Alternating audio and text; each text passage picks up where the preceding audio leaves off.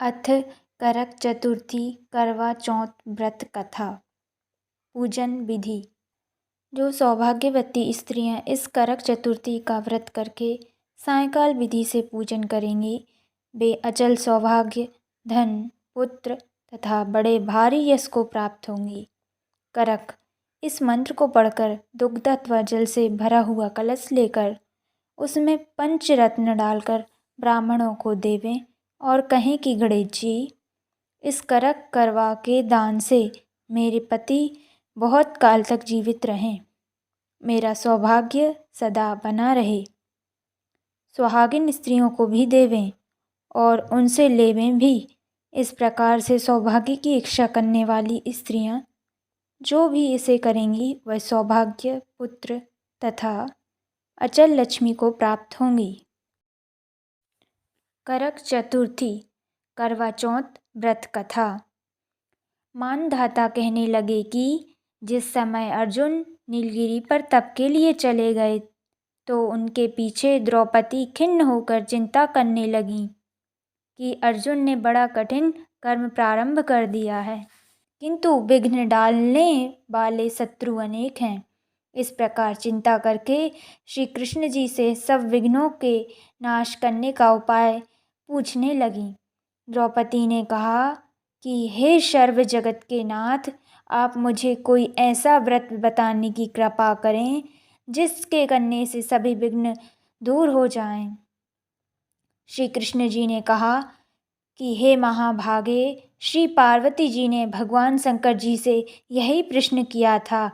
तब श्री शंकर जी ने पार्वती जी से कहा था, 12 राहे वही करक चतुर्थी नाम का व्रत मैं तुमसे कहता हूँ, तुम ध्यान पूर्वक सुनो, जो सब प्रकार के विघ्नों का नाश करने वाला है।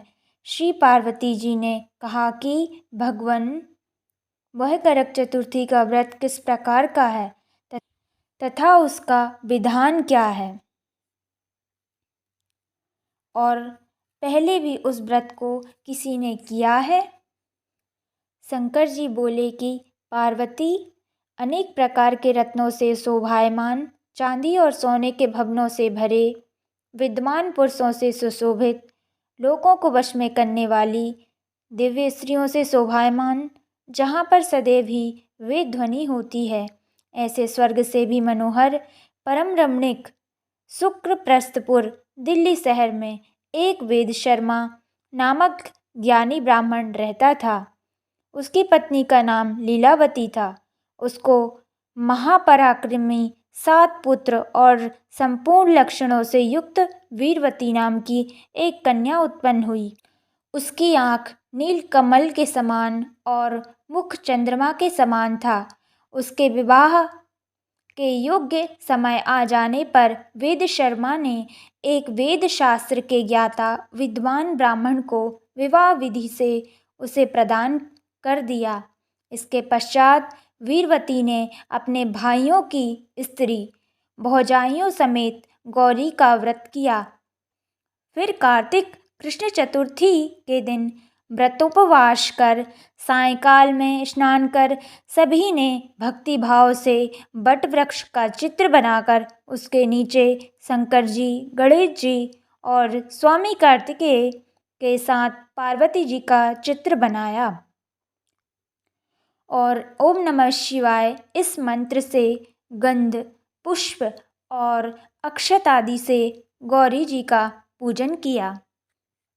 फिर शिव जी, गणेश जी तथा षडानन का अलग अलग पूजन करती हुई पकवान, अक्षत तथा दीप से युक्त 10 करवा और गेहूं के पिशान और गुड़ के बने हुए पकवान तथा और भी अनेक प्रकार के फलादि भोज्य पदार्थों को अर्पण करके अर्घ्य देने के लिए चंद्रोदय की प्रतीक्षा करने लगीं।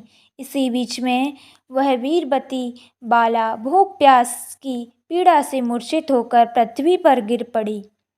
तब उसके सब भाई बांधव रुदन करने लगे।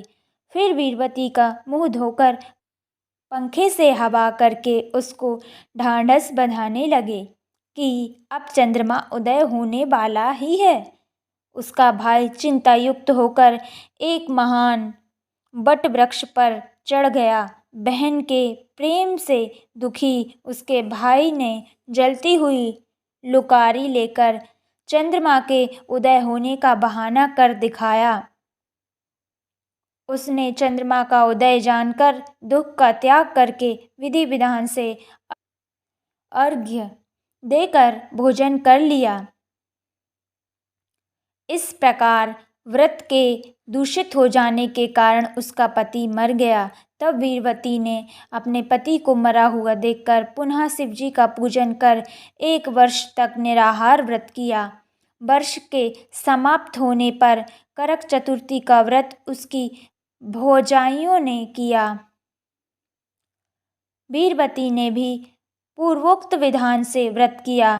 जब उस दिन देव कन्याओं के साथ इंद्राणी वहाँ करक चतुर्थी का व्रत करने के लिए स्वयं स्वर्ग से आई और वह वीरवती के पास आई, तब वीरवती ने इंद्राणी से सब बातें पूछी। वीरवती ने कहा कि मैं करक चतुर्थी का व्रत करके अपने पति के घर आई तो मेरा पति मृत्यु को प्राप्त हो गया। मैं नहीं जानती किस पाप के कर्म से मुझको यह फल मिला। हे मातेश्वरी, हमारे भाग्य से आप यहाँ आ गई हैं, सो मेरे भाइयों को जीवित करके मुझ पर कृपा कीजिए। इंद्राणी ने कहा कि शुभे, गत वर्ष जो तुमने अपने पति के घर में करक चतुर्थी का व्रत किया था, तो बिना चंद्रमा के उदय हुए ही तुमने अर्घ्य दे दिया। इसी से व्रत दूषित हो गया और तुम्हारा पति मृत्यु को प्राप्त हो गया। अब तुम यत्न के साथ इस करक चतुर्थी का व्रत करो। तत्पश्चात इस व्रत के प्रभाव से मैं तुम्हारे पति को जीवित कर दूंगी। श्री कृष्ण जी कहने लगे कि हे द्रौपदी, इंद्राणी के वचन सुनकर वीरवती ने विधि विधान व्रत किया। इस प्रकार उसके करक चतुर्थी का व्रत करने से इंद्राणी ने प्रसन्न होकर जल के द्वारा अभिसिंचित कर उसके पति को जीवित कर दिया। वह देवता के समान हो गया। इसके पश्चात वीरवती अपने पति के साथ घर आकर आनंद करने लगी। वीरवती के व्रत के प्रभाव से उसका पति धन धान्य पुत्र तथा आयु को प्राप्त हुआ। इसलिए तुम भी इस व्रत को यत्नपूर्वक करो। सूत जी कहने लगे कि हे ऋषियों, इस प्रकार श्री कृष्ण जी के वचनों को सुनकर द्रौपदी ने इस करवा चौथ व्रत को किया, जिसके प्रभाव से संग्राम में कौरवों को जीतकर अतुलनीय राज्य को प्राप्त किया, जिससे उनका सब दुख जाता रहा। इति श्री वामन पुराणांतर्गत करक चतुर्थी करवा चौथ व्रत कथा समाप्त।